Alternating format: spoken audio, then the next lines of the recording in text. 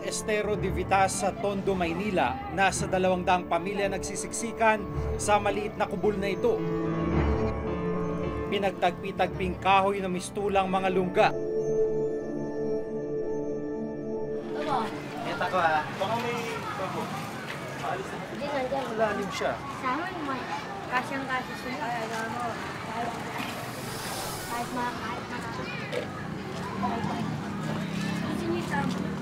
Ito yung lagusan papunta dito sa bahay nila. Tabi ito nung gilid ng estero. At nilagyan nila ng hagdan para papasok doon sa kanilang bahay. Dito sa barong-barong na ito nakatirang pamilya ni John Michael at isa lamang sila sa may 200 pamilya na dito nagsisiksikan sa gilid ng estero. Dito wala ng pagkakataon o espasyo na tumayo pa dahil sa sobrang liit. At sa ilalim nito, meron pa rin mga bahay o meron pa rin mga pamilya na nakatira. Paano naman kayo dito pag umuulan dito sa bahay niyo? si silong. Silong dahil? Mababasa kami. Tumutulo to. Mahirap bang tumira dito sa gilid ng estero? Opo. Bakit? Mainit. Init. Tsaka? Malamok. Paano pag umuulan, malakas sa ulan, mataas yung tubig, ano nangyayari? Din muna kami sa labas, si silong. Bakit? Sa container van. Sa container, kung may bukas. Para? Hindi kami mabasa. Pero ito ba inaabot ng tubig tong bahay niyo? Hanggang saan? Hanggang dito. Hanggang pasok dito, basa lahat to. Sa ibang bahagi ng estero, nabutan pa naming tumaas ang tubig dahil sa high tide. Halos pumasok na sa mga bahay ng mga residente ang maruming tubig. Paano kayo nagkakasya dito? Pahiga na lahat? Diretso po pag ganun. Minsan po si John Michael pag ganun siya. Palang. Opo. Tapos, saan yung CR nyo? Doon po. Banda doon. Diretso na? Opo. Sa Ilog. estero, sa ilog.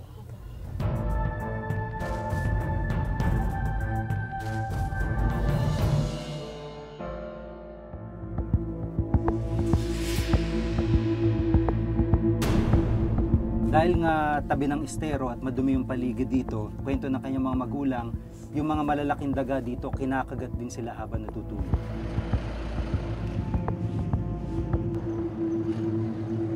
Ilang taon na kayo nakatira dito? Lima rin po. Mga 5 years. Gaano kahirap yung buhay nyo dito? Kung ilalarawan mo sa amin. Sobra pong hirap. Minsan po wala kami makain. Lalo na pag bumabagyo, hindi namin anak sa kukuha ng pagkain. Siyempre, ayoko naman po lagi isa sa pangangalakan. Kasi, ayoko pong ng anak ko bumubuhay sa amin. Pero minsan po talaga pinipilit niya po na pangalakan siya para may mabot sa amin pambiling bigas.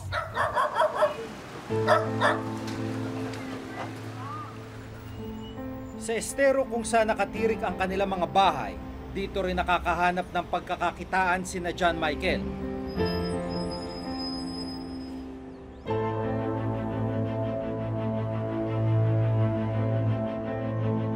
Kasama ang kanyang mga kaibigang sina Joshua at Rosario, sinusuyod at nilulusong nila ang marumi at maitim na burak para makahanap ng basurang maaring ibenta.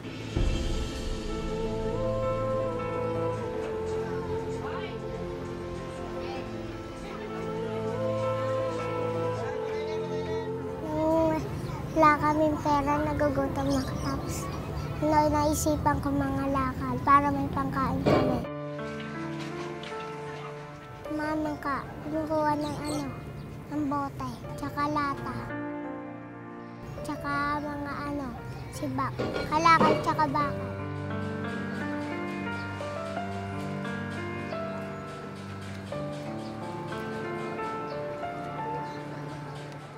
Nangalakal po ako nung 7 taon. Tapos, natuto po ng mangga sa ilog. Noong oras po kami nangangalakal doon sa dulo, sa KP Tower. Nandiyan po 20. Tapos pambibili na po namin yung pagkain.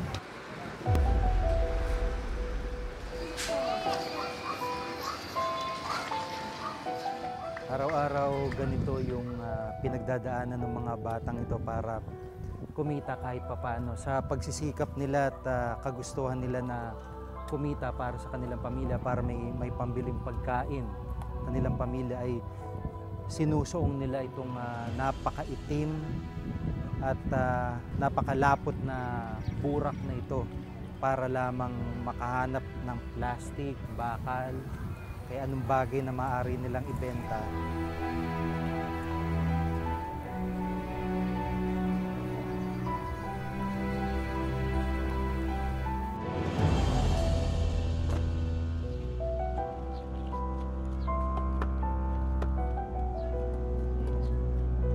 Walang anumang proteksyon sa katawan ang magkakaibigan.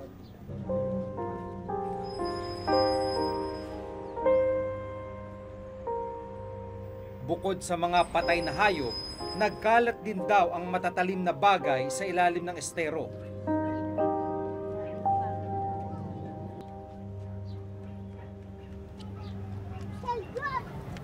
Payong na sira-sira.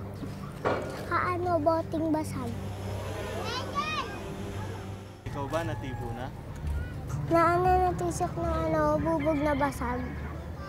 Bakit? Wala nagdugo. Bakit nagtuloy ka pa din sa pangangalakal? Para makarami. Mangangapa. Di mo mararamdaman na naiwangan na. Pag natapakan mo, iniwan na agad yung paa mo. Dahil yung ginagalawan nila ay burak, lumulubog yung mga paa nila. Kaya yung posibilidad na mabubog sila o matusok ng pako sa kanilang paghahanap ng mapapagkakitaan, napakataas. At gaya nga nung kinukwento nila John Michael, pag sila'y nabububog, malaking sugat pa yung inaabot nila at matagal gumaling. Sa kabila ng nakambang panganib, tuloy pa rin sa pagsuyod ng estero ang magkakaibigan. Nak, may tarak, nak! Dito, sa bato. Mas mahalaga raw kasi ang kikitain nila para dagdag panggastos. Driver ng pedicab ang ama ni John Michael at wala namang trabaho ang kanyang ina. Bakit ginagawa mo pa rin yung pangangalakal kahit mahirap? Para makakain. Nasa grade 3 si John Michael. Grade 5 naman si Rosario. Pero si Joshua natigil sa pag-aaral ngayong taon.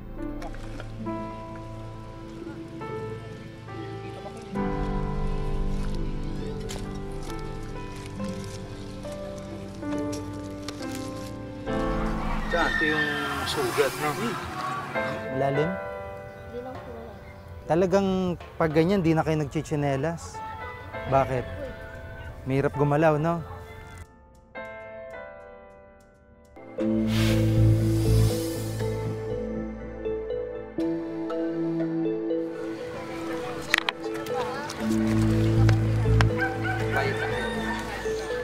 Habang nangangalakal ang mga bata sa maruming estero, ang isa sa kanila nakaapak na pala ng basag na bote.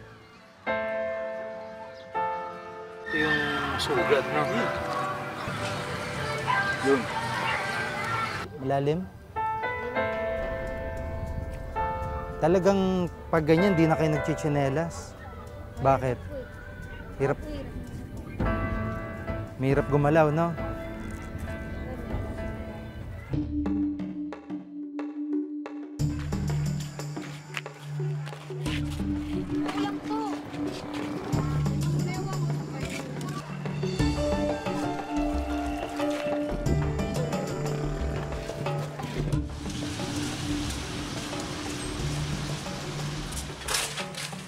Matapos ang 5 oras, ibinenta na nila ang mga naipong kalakal.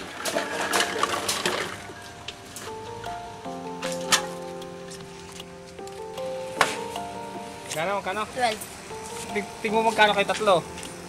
Ipo 4. Taba.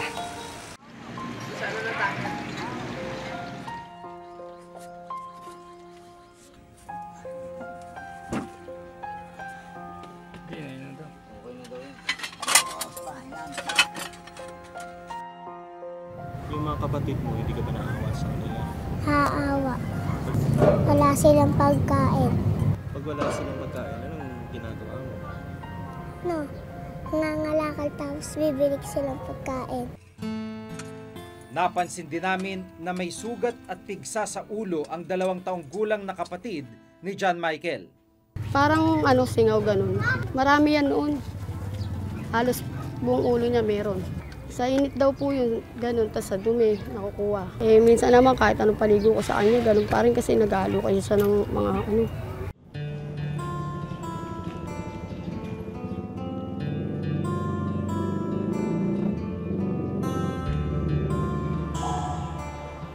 Para malunasan ang mga sugat ni na Joshua, Rosario, John Michael at kanyang kapatid, dinala namin sila sa pagamutan. Hindi siya nilalagnat. Hindi naman po. Ha? Hindi naman po. Ilang taon na siya?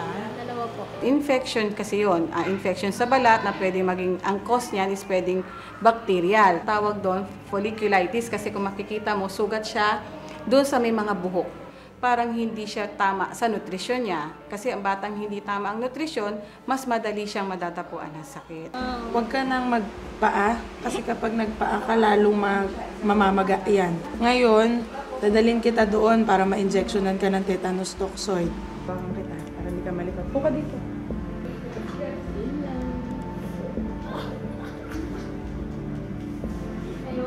Hindi naman kasi ganun kalalim, kaya lang kasi kung mapapabayaan, pwede siyang magnanaknak. Siyempre sugat, pwedeng mag-cause ng tetano.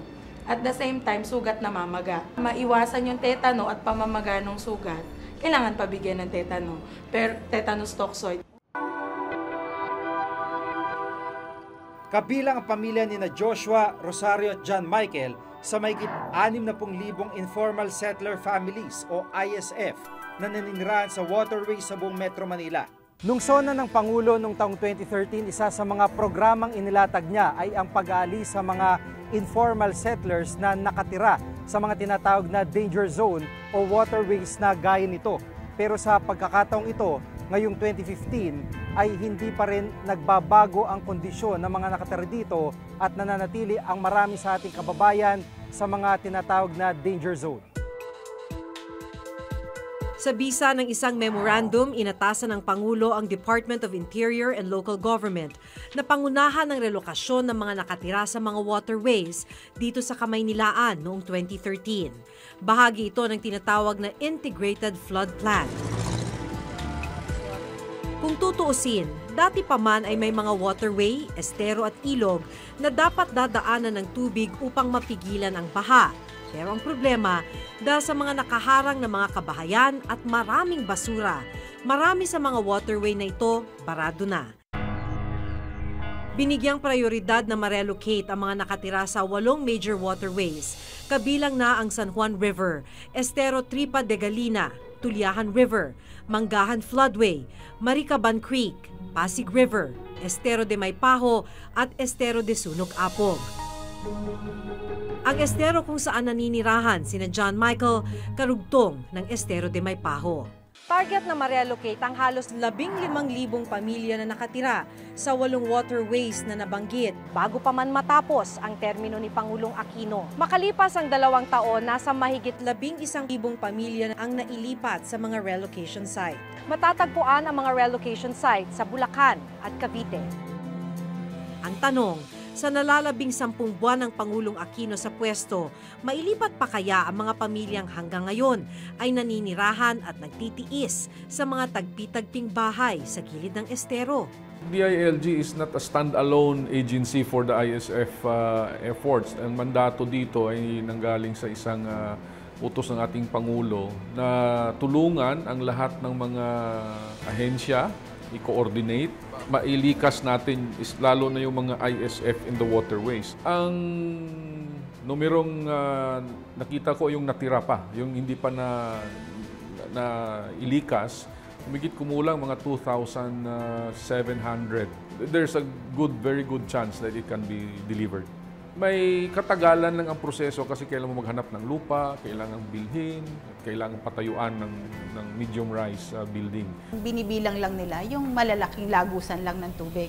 Yung mga maliliit na waterway ay hindi nila Ewan ko ba't hindi yung priority ito. Yun nga ang reklamo ng mga tao na bakit kami hindi kasali dyan at tas hindi nakakasabay yung iba pang kailangan para sila ay i-relocate. Yung kabuhayan, yan, walang access sa maraming bantayang serbisyo. Kaya paano mo i-encourage yung mga tao?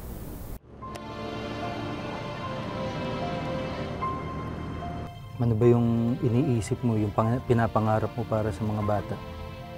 Pangarap ko lang po sa mga anak mo kapag tapos ng pag-aaral, kahit ganito lang buhay namin. Pero paano mo pag-aaralin? Tulong-tulong po. Lalabandera ako minsan pagka, siyempre pinababa ko mga anak ko. Gusto ko lang makatapos mga anak sa pag-aaral. Contento na po ako doon kasi hindi po ako nakapagtapos.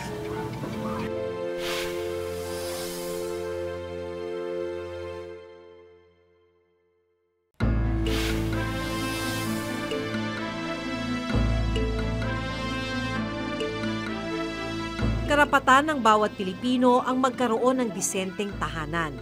Pero hanggat mabagal ang pag-aksyon ng pamahalaan tungkol sa kanilang kalagayan, maraming pamilya pa rin ang magtitiis na magsisiksikan sa mga peligrosong lungga para lang may masilungan. Kung ikaw papipiliin, may gusto mo ba bang tumira dyan? Bakit? Mahirap din. Sana magkaroon kami ng bahay. Kasi hindi kami magkasa sa bahay namin na maliit. Hanggang sa susunod na Webes, ako si Jiga Manikay. Ako si Maki Pulido at ito ang nakatala sa aming Reporter's Notebook.